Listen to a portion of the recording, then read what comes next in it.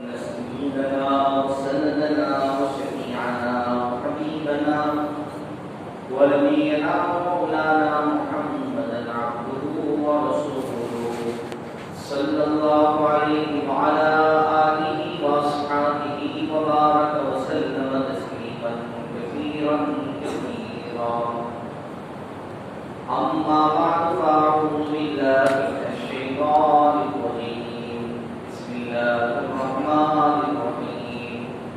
رجال صدقوا ما عاهدوا الله عليه صدق الله العظيم وصدق رسوله النبي الكريم ونحن على ذلك من الشاهدين والشاكرين والحمد لله رب العالمين.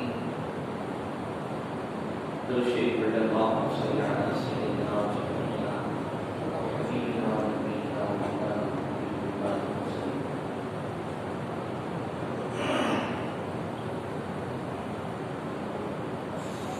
بزرگان محترم، عزیز بھائیوں اور دوستوں، کسی شاعر نے کہا ہے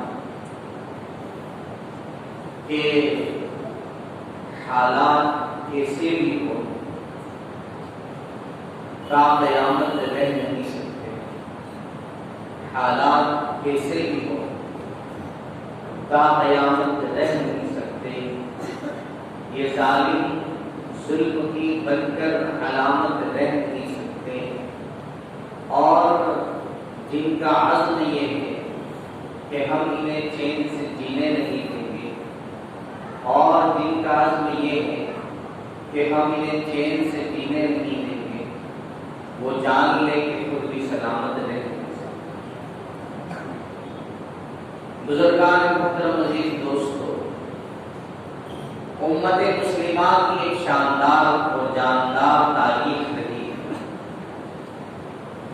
امت مسلمہ ہمیشہ حالات سے گزری.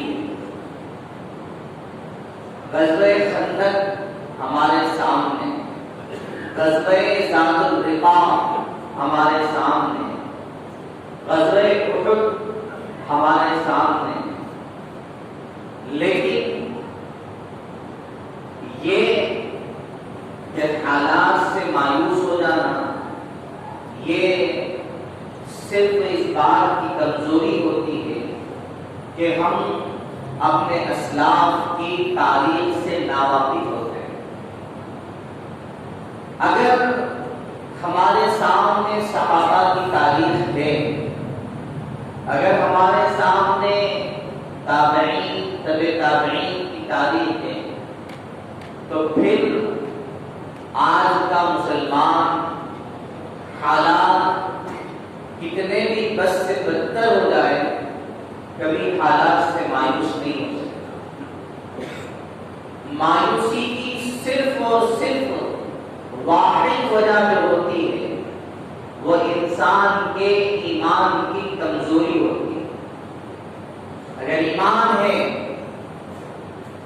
اور سچا اور پکا مسلمان ہے تو بڑے سے بڑے جابر اور بڑے سے بڑے ظالم بادشاہ کے سامنے بھی کبھی اس کے پیر کے اندر جنبش اور لرزہ داری نہیں ہوتا. کوئی بھی حکومت عدل انصاف کے بغیر قائم نہیں ہو سکتی. جس حکومت کے اندر عدل نہ ہو، جس حکومت کے اندر انصاف نہ ہو، جن کے پاس سب کے ساتھ ایک جیسا رویہ اور ایک جیسا سلوک نہ ہو، وہ حکومت کبھی کامیاب نہیں ہو سکتی. آپ دیکھیں ہمارے ملک کے اندر جو حالات ہیں، اس سے پہلے ایسے حالات نہیں تھے جو اس وقت بنا دیے گئے، جو اس وقت لوگوں کے اندر بھر دیے گئے. اس سے پہلے حالات نہیں تھے. آج حالات یہ ہے کہ مسلمان کو اپنی جان کی حفاظت کرنا، مسلمان کو اپنے مال کی حفاظت کرنا، مسلمان کو اپنے ایمان کی حفاظت کرنا، مسلمان کو اپنے بچوں کے ایمان کی حفاظت کرنا، یہ انتہائی ضروری ہو چکا ہے۔ اور مسلمان خوف و ہراس کے اندر مبتلا ہوتے جا رہا ہے، حالانکہ یہ ایمان والے کی شان نہیں ہے کہ وہ خوف و ہراس کے اندر مبتلا ہوتا ہے، اس لیے کہ یہ حالات ایسا نہیں ہے کہ پہلی مرتبہ پیدا ہوئے، جیسے شروع میں ہم نے بتایا کہ حالات اس سے کہیں زیادہ بدتر تھے، اس سے کہیں زیادہ پریشان کن تھے، لیکن ایمان والا مسلمان اپنے ایمان پر ڈٹ کر، اپنے ایمان پر جم کر اس نے حالات کا مقابلہ کیا، لیکن کبھی اپنے سر کو خیر کے سامنے اور کبھی اپنے سر کو دشمن کے سامنے نہیں جھکایا۔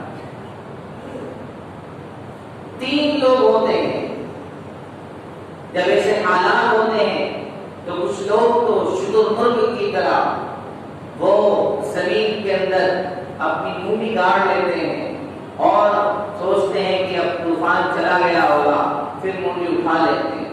کچھ مسلمان یہ چاہتے ہیں کہ اب اپنا گھر بنا لی جائے، کسی سے کچھ نہیں کہنا چاہیے، نہ کسی کو مشورہ دیں، نہ کسی کا مشورہ قبول کریں، گھر کے اندر بیٹھے۔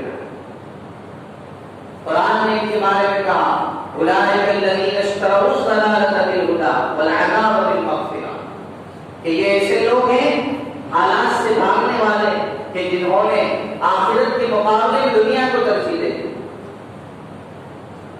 اس لیے کہ مسلمان کی خاصیت یہ ہے کہ اگر برازیل کے کسی مسلمان کے تلبے میں اگر کانٹا چبھتا ہے تو ہندوستان کے مسلمان کے دل میں اس کی کسر محسوس ہونا چاہیے۔ یہ ایمان والے کی شان، یہ ایمان والے کا جذبہ ہے، اور اس کو ایمان والا کہا جاتا ہے۔ اچھی زندگی گزار لینا، 2 ٹائم کی روٹی کھا لینا، 2 وقت کا کھانا کھا لینا اور میٹھی نیند سو جانا اور عبادت کر لینا، یہ مسلمان کی شان نہیں ہے۔ مسلمان کی شان تو یہ بتائی کہ دنیا کے اندر کسی بھی جگہ پر کسی ایک مسلمان کے تلوے میں، اس کے پیر میں اگر کوئی تکلیف ہوتی ہے، کوئی کانٹا چبھتا ہے، تو یہاں بیٹھنے والا، مسجد میں بیٹھنے والا ایک مسلمان، اس کے دل میں اس کی کسک محسوس ہونی چاہیے۔ آج آپ دیکھیں نوح، یہ میوات کا علاقہ ہے، دہلی جہاں تمام حکومت کے دفاتر ہیں، گروگرام کے علاقے میں مسجد کو مسمار کر دیا گیا، جلا دیا گیا۔ اسی طریقے سے ایک جہاں سے ریلی نکالنا تھی ایک مندر سے دوسرے مندر تک، بجائے اس کے نوح کے مسلم اکثریتی علاقے سے ریلی نکالی گئی، اور پھر انہی کے تو آپس میں جب اختلاف ہوا، انہی میں فساد ہوا، تو پھر مسلم علاقوں کے اندر انہوں نے تباہی مچانا شروع کر دی۔ یہ آج کی حکومت ایسا نہیں ہے کہ یہ ایک جیسا ہو جاتا ہے، بلکہ منظم سازش اور پلاننگ کے تحت ہی کام کو کیا جاتا ہے۔ اسی طریقے سے آپ دیکھیں کہ جے پور اور وہ ٹرین جو سپر فاسٹ ہے، اس کے اندر 3 مسلمان کو مار دیا جاتا ہے، لیکن حکومت کے سر پر جوتن نہیں رہی تھی۔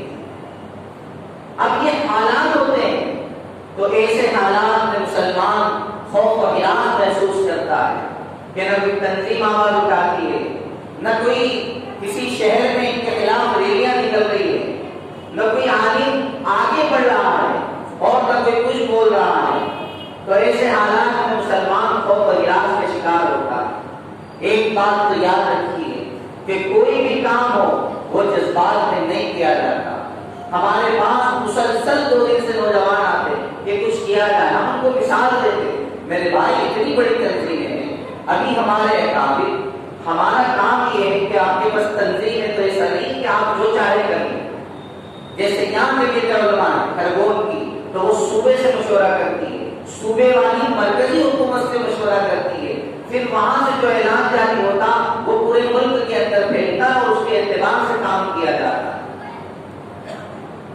تو بہرحال یہ مسلمان تمام چیزوں چیزوں کو دیکھتا ہے کہ سبھی خاموش ہے، کوئی بولنے کو تیار نہیں ہے، لیکن ایسا نہیں ہے، آپ دیکھیں تو سب بولتے ہیں، آپ کو نظر نہیں آتا۔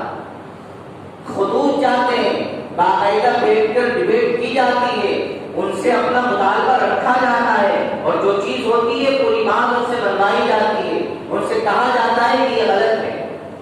کل ہم گئے تھے، ایس پی سے ملے، تمام چیزیں رکھی کہ فلاں فلاں کی گرفتاری ہونی چاہیے۔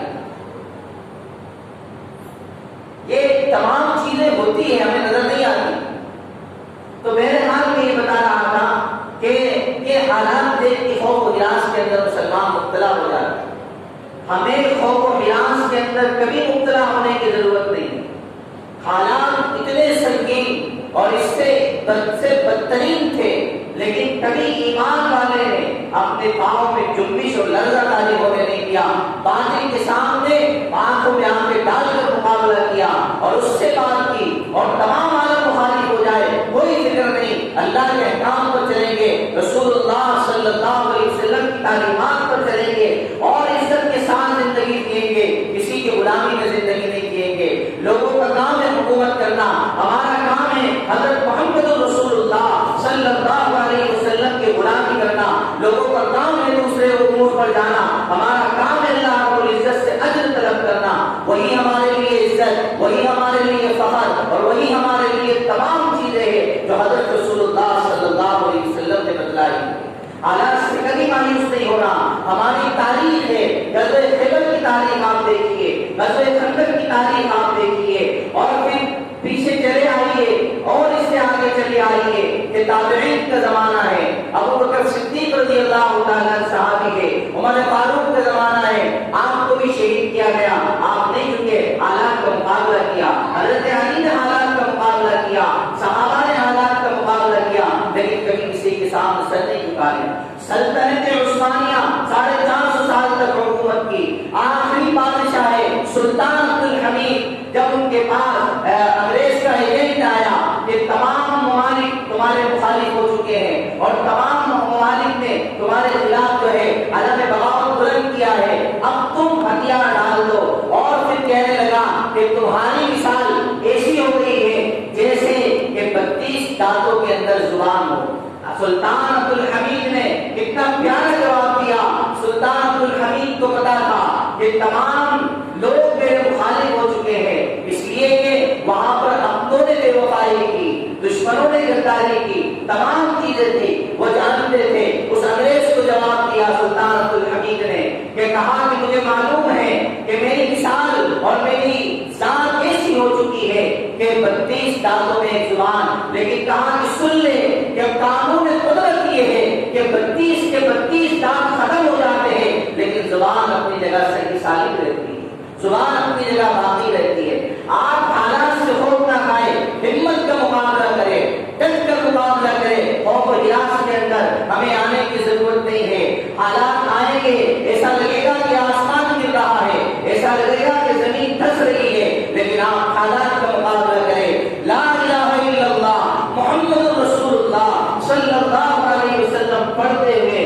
میدان کے اندر آپ نکلے، جس طرح آپ حالات کا مقابلہ کر سکتے ہو حالات کا مقابلہ کرے۔ کبھی ایسا ہو کہ آپ کو 10-12 دیگر مل کر کھیل لیں تو کبھی جو ہے خوف و ہراس کے اندر نہیں جانا، بلکہ آپ جب شہید ہو رہے ہو تو 3-4 کو جہنم رسید کر کے آپ شہید ہو۔ آپ کے اندر یہ طاقت اور یہ قوت اور یہ ہمت ہونی چاہیے۔ بعض لوگ سمجھتے ہیں کہ اب کیا ہوگا، اب کیا ہوگا، یاد رکھو کچھ نہیں ہوگا۔ اس سے پہلے 50 مرتبہ یہ بات کہی گئی کہ لوگ سمجھتے ہیں کہ فلاں حکومت آئے گی تو آرام ملے گا، فلاں حکومت آ جائے گی تو یہ کام رہے گا۔ یاد رکھو اگر ایمان آئے گا تو سب کچھ آئے گا، ورنہ اس سے بدترین حکومتیں آئے گی اور تمہارا مقابلہ کرے گی اور تم نے ان کا مقابلہ کرنا۔ قرآن بارہا یہ اعلان کرتا ہے، بارہا یہ آپ کو پیغام دیتا ہے کہ لا تحزن ان اللہ معنا، کہ آپ ایمان والے ہو تو غم نہ کرو، خوف مت کھاؤ، اللہ تبارک و تعالیٰ تمہارے ساتھ ہے۔ بہرحال اپنے اندر فراست مومنانہ پیدا کرے، جرأت مومنانہ پیدا کرے، ہمت صحابہ پیدا کرے، ہمت مرد ہمت مجاہدہ نہ پیدا کرے. آپ کے اندر طاقت اور قوت ہونے کی ضرورت ہے. ہر محاذ پر آپ تیار رہے, ہر محاذ پر آپ کھڑے رہے, کسی کی باتوں میں نہ آئے. لبرل لوگوں کی باتوں میں آنے کی ضرورت نہیں ہے. اگر